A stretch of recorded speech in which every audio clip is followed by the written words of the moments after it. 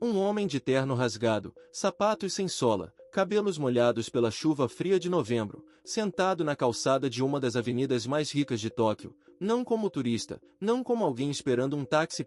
Sentado ali como alguém que não tem mais para onde ir. Esse homem, 3 anos antes, valia mais de 240 milhões de dólares.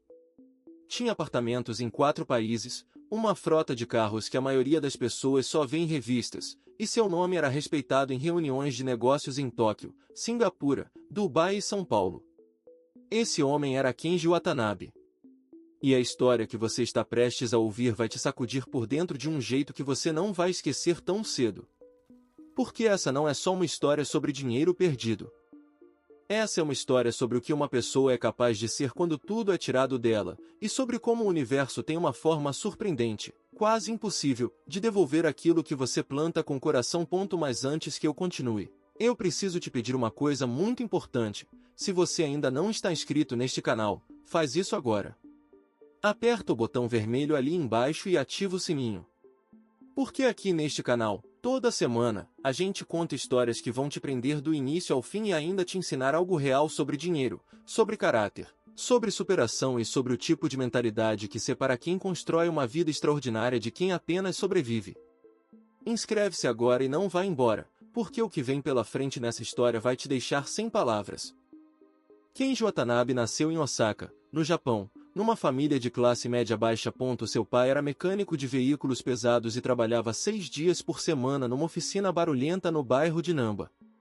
Sua mãe vendia bentô, aquelas marmitas tradicionais japonesas, numa banquinha na frente de uma estação de metrô, acordando às 4 da manhã todos os dias sem exceção, inclusive nos dias frios de inverno quando os dedos doíam e o vapor das marmitas era a única fonte de calor disponível.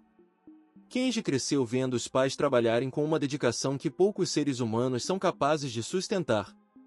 Ele via o cansaço nos olhos do pai quando ele chegava em casa com as mãos pretas de graxa, e ouvia sua mãe contar os ienes na mesa da cozinha antes de dormir, sempre fazendo a mesma conta: quanto sobrou, quanto falta, o que pode e o que não pode. Aquela imagem, a da sua mãe contando dinheiro sob a luz fraca da cozinha enquanto o relógio marcava quase meia-noite, foi a imagem que ficou gravada em Kenji para o resto da vida. Não com amargura. Com determinação. Aos 16 anos, Kenji começou a trabalhar numa loja de eletrônicos no centro de Osaka. Ele vendia rádios, aparelhos de fax, calculadoras e os primeiros modelos de telefone sem fio que chegavam ao mercado japonês nos anos 90. E desde o primeiro dia, as pessoas que entravam na loja percebiam algo diferente naquele menino de uniforme azul e sorriso discreto. Ele não vendia produto. Ele ouvia o cliente. Ele perguntava o que a pessoa precisava, para que ia usar, quantas pessoas moravam na casa. E então, com uma calma quase desconcertante, ele sugeria o que realmente resolvia o problema, mesmo que fosse o item mais barato da loja. O gerente ficava irritado. O dono ficava intrigado. Os clientes voltavam e pediam para ser atendidos pelo menino de Namba.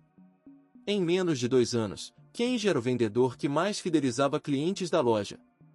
Não o que mais vendia no mês. O que mais fazia as pessoas voltarem, trazia amigos, recomendava para vizinhos. Aquilo foi a primeira grande lição de negócios que Kenji aprendeu sem que ninguém precisasse ensinar. A confiança vale mais do que qualquer comissão. Aos 22 anos, Kenji saiu da loja com uma pequena poupança e uma ideia que parecia simples demais para ser revolucionária: criar uma empresa de importação de componentes eletrônicos que conectasse fabricantes pequenos do interior do Japão a distribuidores internacionais. Ninguém queria ouvir. Bancos negaram crédito. Amigos disseram que era arriscado. Um tio chegou a dizer na frente de toda a família que Kenji estava desperdiçando o que tinha de bom ao sair de um emprego estável para brincar de empresa. Kenji ouviu tudo.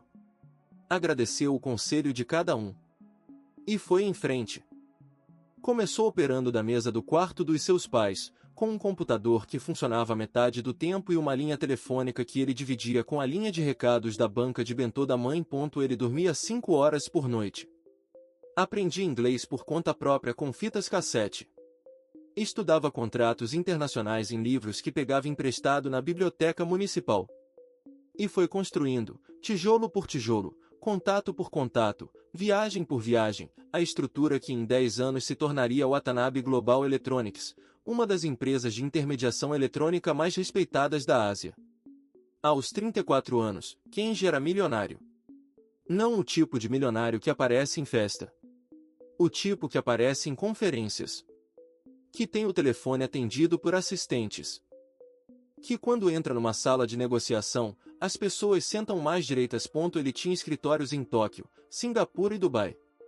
Tinha uma cobertura no distrito de Minato com vista para a Baía de Tóquio.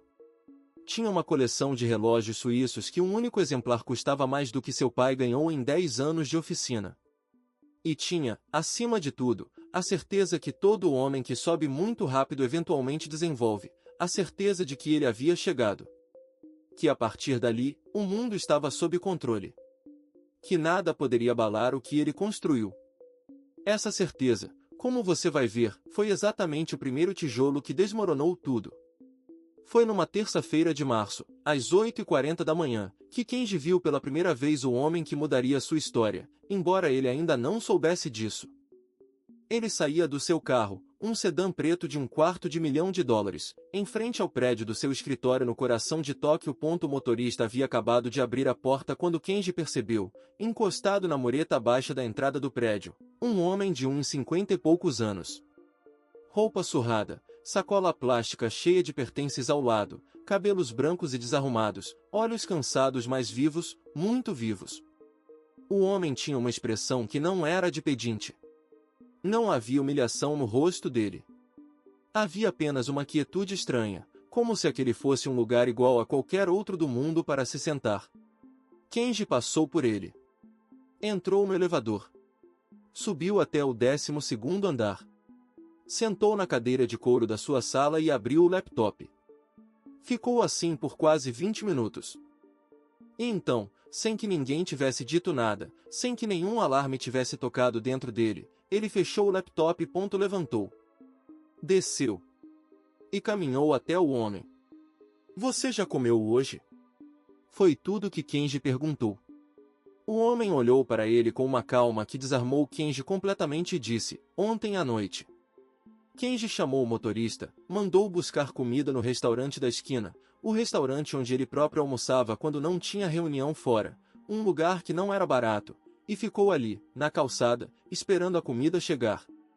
Quando o motorista voltou com a sacola, Kenji entregou pessoalmente. O homem olhou para a comida, depois olhou para Kenji, e disse algo que Kenji guardaria pelo resto da vida. Por que você fez isso? E Kenji, sem pensar, respondeu, porque eu já vi minha mãe passar fome. O homem assentiu lentamente, como se aquela fosse a única resposta que fazia sentido no mundo inteiro. E Kenji voltou para o escritório. Sem pedir nada. Sem tirar foto. Sem postar nas redes sociais. Sem contar para nenhum dos seus sócios. Aquele gesto aconteceu entre dois homens numa calçada de Tóquio, e foi enterrado nos arquivos silenciosos das coisas que a gente faz sem esperar retorno. O nome do homem era Hiroshi Tanaka. Ele não tinha nenhum parentesco com Kenji. Era um ex-engenheiro de uma grande construtora que havia perdido o emprego durante a crise econômica que agitou o Japão no início dos anos 2000. Depois de uma série de decisões da empresa que resultou em demissões em massa. Hiroshi tinha uma filha que morava em Kyoto e com quem havia perdido contato depois que o casamento naufragou junto com o emprego. Ele carregava nas costas o peso de quem caiu do mundo formal e não encontrou a escada de volta. Mas aquilo que Kenji não sabia, e que você vai entender mais tarde por que importa tanto, é que Hiroshi Tanaka não era apenas um homem na rua. Hiroshi era, debaixo daquele casaco surrado, alguém com uma inteligência rara e uma compreensão de engenharia de materiais que pouquíssimas pessoas no Japão possuíam. E essa informação vai voltar nesta história de um jeito que vai te fazer pausar o vídeo para respirar. Nos meses seguintes, Kenji voltou a ver Hiroshi ocasionalmente. Às vezes o homem estava no mesmo lugar. Às vezes em outros pontos do bairro. E cada vez que Kenji o encontrava, parava. Algumas vezes com comida. Outras vezes apenas perguntava como estava. Uma vez, levou um casaco que havia sobrado de uma viagem a Hokkaido. Em nenhum momento tentou salvar Hiroshi. Em nenhum momento sermoneou, ofereceu emprego por pena, ou fez daquele homem um projeto de caridade. Apenas tratou Hiroshi como um ser humano inteiro. E isso, como qualquer pessoa que já passou por situações difíceis sabe, é muito mais raro, e muito mais precioso, do que qualquer esmola do mundo. Enquanto isso, nos bastidores da Watanabe Global Electronics, algo estava podendo. Kenji, confiante demais no sucesso que havia construído, havia cometido nos últimos 2 anos um erro que muitos empresários bem-sucedidos cometem: ele havia se afastado das operações. Havia delegado demais, sem construir os sistemas de controle que deveriam acompanhar essa delegação. Havia contratado, no cargo de diretor executivo da filial de Singapura, um homem chamado Daniel Yu, carismático, articulado, com um currículo brilhante e referências que pareciam impecáveis. O que Kenji não sabia, e o que nenhuma das referências revelou, é que Daniel Yu havia desenvolvido, ao longo de 18 meses, uma rede paralela de desvio de contratos. Ele redirecionava fornecedores para uma empresa fantasma registrada no nome da esposa, cobrava comissões ilegais em transações internacionais e falsificava relatórios financeiros que chegavam ao escritório de Tóquio com os números ajustados. Quando a auditoria externa contratada por pressão dos investidores finalmente abriu os livros reais da empresa, o buraco era de mais de 92 milhões de dólares. A notícia chegou até Kenji numa sexta-feira à tarde. Ele estava numa reunião de alinhamento estratégico com sua equipe de Tóquio quando o telefone vibrou. Era o advogado corporativo da empresa. A voz do advogado tinha aquele tom que qualquer pessoa reconhece instintivamente, o tom de quem está prestes a dizer algo que vai partir o chão sob os seus pés. Kenji, você precisa vir agora. Encontramos a extensão total do problema. Kenji saiu da reunião sem dar satisfação. Entrou no carro. E durante o trajeto até o escritório do advogado, por 5 minutos, ficou completamente em silêncio olhando pela janela enquanto Tóquio passava como um filme. Aquela sensação que a gente descreve como o chão saiu debaixo dos pés, Kenji sentiu de verdade, física, como se a gravidade tivesse mudado de ângulo. O escândalo explodiu. Os investidores acionaram juridicamente a empresa. Credores internacionais bloquearam linhas de crédito. Parceiros em Singapura e Dubai suspenderam contratos enquanto aguardavam o desfecho dos processos. A imprensa especializada em negócios publicou matérias com manchetes que Kenji leu e releu como se fossem sentenças de morte. Watanabe Global em colapso após revelação de fraude sistêmica. Empresa de destaque asiático perde metade do valor em 48 horas. Sócios buscam responsabilização civil do fundador. Esse último especialmente. Porque mesmo Kenji sendo a vítima principal da fraude de Daniel Yu, no mundo corporativo a ausência de controle é também uma forma de responsabilidade. E Kenji sabia disso. Ele havia construído aquela empresa. Era o seu nome no topo. Era a sua assinatura em contratos que agora vinham sendo questionados um a um. Nos 18 meses seguintes, Kenji tentou salvar o que podia. Vendeu a cobertura de Minato. Liquidou os apartamentos em Singapura e Dubai. Desfez a coleção de relógios. Encerrou o contrato com um motorista particular. Demitiu a maioria da equipe com indenizações que sangrou as últimas reservas que tinha. E ainda assim, quando os processos terminaram e os acordos foram fechados, o que sobrou não era suficiente nem para reconstruir. Era suficiente para pagar os últimos advogados e fechar as luzes. A Watanabe Global Electronics deixou de existir numa quarta-feira chuvosa de janeiro, 3 anos e 2 meses após o escândalo ter vindo à tona. Kenji estava sentado sozinho no escritório vazio, sem móveis, sem quadros, sem as plantas que a secretária cuidava toda manhã, e assinou os últimos documentos de encerramento sobre o chão, usando uma pasta como superfície de apoio, porque até as mesas haviam sido levadas. Naquela noite, Kenji ficou no apartamento de um quarto que havia alugado num bairro popular de Tóquio, o tipo de lugar que ele nunca havia olhado antes, não por arrogância, mas simplesmente porque nunca havia existido no mapa da sua vida. E ele ficou sentado na beira da cama dobrável, no escuro, olhando para a parede. Não chorou. Não xingou. Apenas ficou ali. Naquele silêncio vazio que vem depois que tudo passou, não a tempestade, mas o próprio mundo que existia antes da tempestade. Às 3 da manhã, ele pegou o telefone e ligou para a mãe. Ela atendeu no segundo toque, porque mães de alguma forma sempre sabem quando o filho está mal, mesmo dormindo, mesmo do outro lado do Japão. Ele disse: "Mãe, perdi tudo." Ela ficou em silêncio por um momento. E depois disse: "Filho, você ainda tem o que construir. O dinheiro sumiu. O que você aprendeu não some." Kenji desligou. E chorou. Pela primeira vez em toda aquela história, chorou de verdade.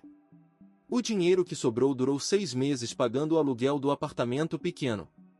Kenji tentou se recolocar, mas o nome que antes abria portas agora as fechava. O escândalo havia manchado a reputação da empresa, e mesmo que internamente todos soubessem que Kenji foi traído e não o traidor, no mundo dos negócios a narrativa pública tem um poder devastador. Portas de empresas que ele um dia visitou como parceiro agora ficavam educadamente fechadas. E-mails respondidos com cordialidade genérica que na prática significavam não. Reuniões marcadas que cancelavam no último minuto. Kenji sobreviveu durante um tempo fazendo pequenas consultorias informais, ajudando microempresas com estratégias de exportação por valores irrisórios. Mas não era suficiente. E o aluguel venceu. E depois venceu de novo. E na terceira vez, o dono do apartamento, sem má vontade mas também sem margem de negociação, pediu as chaves de volta. Foi assim, numa manhã de novembro, que Kenji Watanabe, o homem que um dia valeu 240 milhões de dólares, sentou na calçada de Tóquio com uma mochila nas costas e a carteira com menos de 300 ienes dentro. A mesma avenida. O mesmo tipo de calçada. E foi somente ali, naquele momento, que a memória de Hiroshi Tanaka voltou para Kenji com uma força que ele não esperava.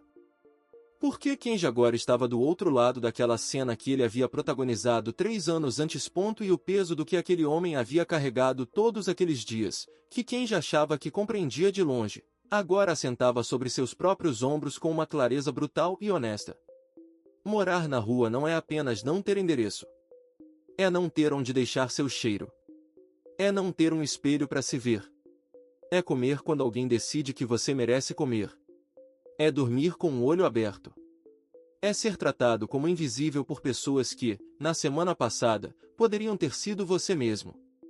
Kenji passou as primeiras 3 noites num abrigo municipal que uma assistente social havia indicado quando ele tentou, sem sucesso, encontrar um quarto barato. O abrigo era limpo, mas barulhento.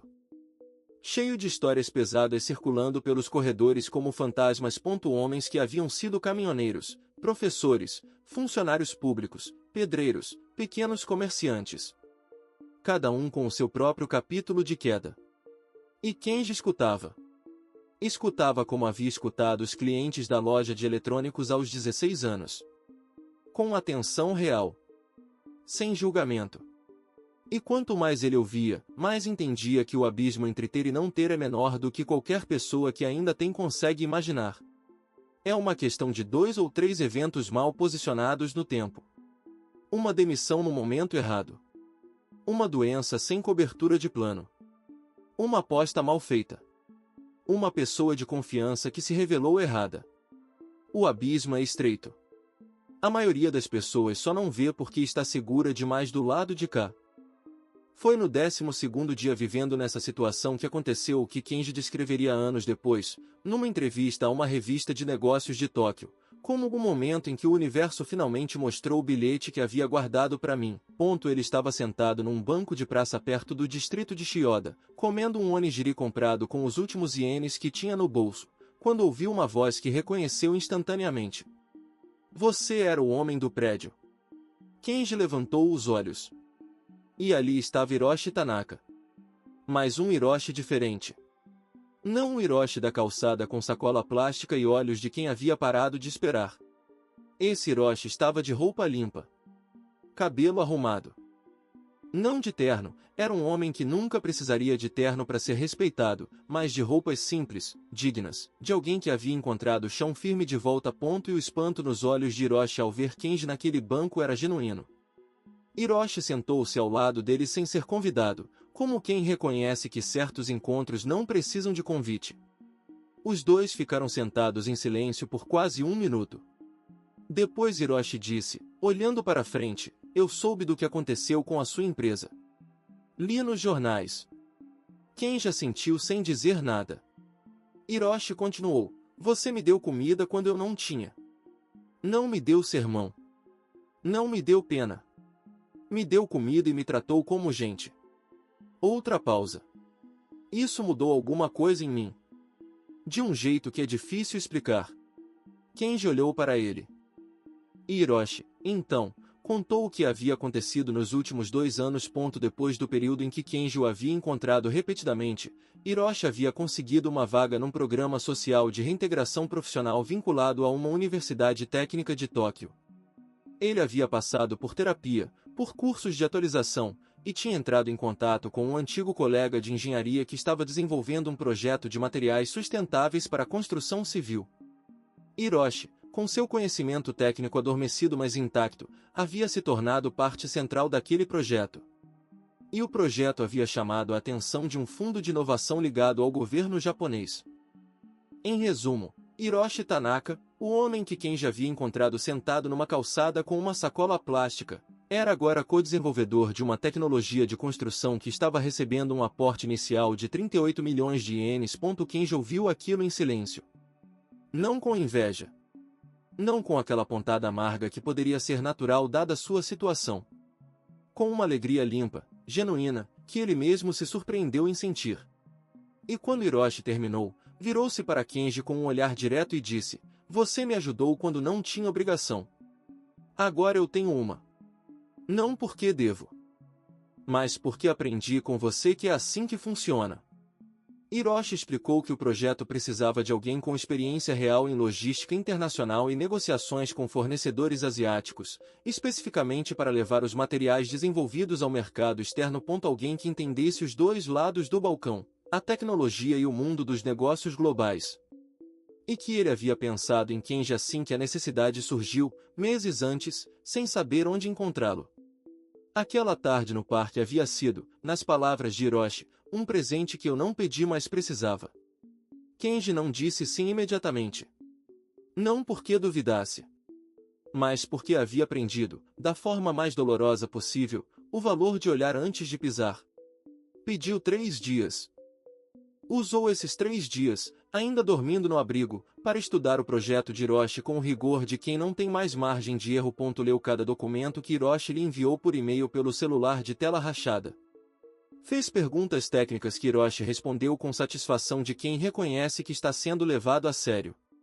E no 3º dia, Kenji respondeu com um e-mail que tinha exatamente 17 linhas, uma análise clara, honesta, mostrando onde via potencial, onde via riscos, e o que propunha como estratégia de entrada no mercado internacional. Era, nas palavras do parceiro de Hiroshi que leu o e-mail pela primeira vez, o tipo de análise que uma consultoria de alto nível cobraria R$100 mil para entregar e nem sempre entregaria tão bem. O que aconteceu nos 24 meses seguintes é algo que os livros de negócios japoneses ainda vão escrever. Kenji assumiu a posição de diretor de estratégia e expansão internacional do que se tornaria Tanaka Watanabe Materiais, uma empresa fundada no encontro improvável entre um ex-milionário sem-teto e um ex-sem-teto ex-engenheiro, construída sobre tecnologia de ponta e sobre a crença absoluta de que o que você planta com integridade não morre, mesmo quando o inverno parece eterno. A tecnologia de materiais sustentáveis da dupla passou por certificação internacional. Fecharam contratos com 3 grandes construtoras da Coreia do Sul e 2 consórcios de infraestrutura no Sudeste Asiático. O fundo governamental japonês aumentou o aporte. E menos de 2 anos depois do dia em que Kenji comeu um onigiri num banco de parque com 300 ienes no bolso, a Tanaka Watanabe Material já era avaliada em mais de 4 bilhões de ienes. Mais o que importa, e Kenji dizia isso em toda entrevista, em todo painel, em todo evento onde era convidado a falar, não era o número. O que importava era o que ele havia entendido no caminho entre ter tudo, perder tudo, e construir de novo. Ele havia entendido que a riqueza real não mora no saldo bancário. Mora no tipo de pessoa que você é quando não tem motivo nenhum para ser boa. Mora na qualidade das conexões que você constrói quando não está tentando extrair nada de ninguém. Mora na capacidade de enxergar a humanidade num rosto sujo de rua com a mesma facilidade com que enxerga num rosto limpo de escritório. O dinheiro que Kenji perdeu era apenas dinheiro. O que ele havia plantado naquela calçada, naquelas manhãs silenciosas, com aquele homem que o mundo havia decidido ignorar, isso era Raiz. E Raiz, mesmo quando a árvore cai, continua viva debaixo da terra. A mãe de Kenji soube do que havia acontecido por uma reportagem que saiu num jornal de Osaka. Ela o ligou na noite da publicação, naquela mesma hora de quase meia-noite, naquele mesmo tom de voz com que havia contado ienes sob a luz fraca da cozinha. E disse: "Eu te disse que o que você aprendeu não some." Kenji ficou em silêncio por alguns segundos. E respondeu: "Não foi o que eu aprendi, mãe. Foi o que eu plantei." Ela não respondeu imediatamente e então disse, com aquela sabedoria simples e absoluta que só as mães conseguem ter: "É a mesma coisa, filho." Sempre foi. Kenji Watanabe visitou a banca de bentô da mãe em Osaka no Natal daquele ano. Ele não foi de carro. Foi de trem e chegou às 5:30 da manhã quando a mãe ainda estava montando a banca, com as mãos vermelhas de frio e o vapor da marmita subindo no ar gelado. Ele colocou o casaco nos ombros dela sem dizer nada. E ficou ali, do lado dela, ajudando a montar os bentos, servindo os primeiros clientes da manhã, ouvindo cada um falar sobre o dia que estava começando, exatamente como havia aprendido a ouvir com 16 anos atrás. E nenhum cliente daquela banca na frente da estação de Osaka sabia que aquele homem de sorriso calmo que embrulhava marmitas com cuidado havia, 3 anos antes, comandado uma empresa multinacional. Sabia, pouco antes disso, dormido num abrigo municipal. E sabia, agora, o que nenhuma conta bancária do mundo consegue ensinar, que a única riqueza que o mundo não consegue te tomar é a que você guarda dentro do caráter. Antes de encerrar, quero que você reflita sobre algo. Ao longo de toda essa história, Kenji não fez nada sobrenatural. Ele não ganhou na loteria. Não teve um golpe de sorte absurdo. Ele ajudou um ser humano quando poderia ter olhado para outro lado. Ele reconstruiu com disciplina quando poderia ter desistido. Ele foi honesto com seus erros quando poderia ter culpado o mundo inteiro. E foi exatamente essa combinação de caráter, de teimosia construtiva, de sementes plantadas sem expectativa de colheita, que gerou o retorno mais inesperado e mais poderoso que a vida poderia ter dado a ele. Essa é a lição central desta história. Não que a bondade é um investimento financeiro, mas que quem você é molda o que você atrai. Quem você é define quais portas você reconhece quando elas aparecem, e quais você passa reto sem ver. E quem você é, mais do que qualquer estratégia ou tática ou atalho, é o que fica quando o dinheiro vai embora. Hiroshi Tanaka, hoje, tem um escritório no mesmo distrito de Tóquio onde Kenji o encontrou sentado na calçada pela primeira vez. Ele tem uma foto emoldurada na parede do escritório, não de prêmios, não de diplomas. É uma foto tirada pelo motorista de Kenji naquela manhã de março, sem que os dois soubessem. Kenji em pé na calçada, Hiroshi sentado, os dois olhando um para o outro enquanto a sacola de comida trocava de mãos. Nenhum dos dois sabe que a foto existe até hoje. O motorista a revelou em papel fotográfico e a entregou para Hiroshi meses depois de saber de tudo. E Hiroshi emoldurou com uma legenda simples escrita à mão embaixo: "Aqui começou tudo." Não o negócio. Não a empresa. Não os bilhões de ienes. A dignidade. O reencontro com a ideia de que a vida pode ser boa, que as pessoas podem ser boas, e que uma xícara de sopa oferecida sem condições pode salvar uma vida inteira, não a vida de quem recebe, mas às vezes, inesperadamente, também a de quem dá. E se você chegou até aqui nessa história, se sentiu algo se mexer dentro de você, seja uma lembrança, uma inspiração, uma vontade de ser melhor do que foi ontem, então você está no lugar certo. Porque é exatamente isso que a gente faz aqui neste canal toda semana. Histórias que não são só histórias. São espelhos. São alertas. São mapas desenhados por pessoas que trilharam caminhos difíceis e deixaram marcas no chão para que outros não precisem se perder do mesmo jeito. Se você ainda não está inscrito neste canal, faz isso agora, é grátis, é rápido, e vai garantir que você não perca nenhuma das histórias que estão vindo por aí. Ativa o sininho para ser notificado assim que um novo vídeo sair. Comenta aqui embaixo o que você sentiu com a história de Kenji e Hiroshi, qual parte te tocou mais, qual lição ficou. A gente lê cada comentário. A gente responde. Porque assim como Kenji aprendeu que toda conexão importa, a gente acredita que cada pessoa que está aqui importa de verdade.